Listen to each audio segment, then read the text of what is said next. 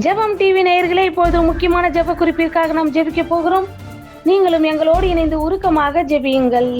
மேட்டூர் அணையிலிருந்து 10,000 கன அடி நீர் திறப்பால் தமிழகத்தில் 11 மாவட்ட காவேரி கரையோர மக்களுக்கு வெள்ள அபாய எச்சரிக்கை.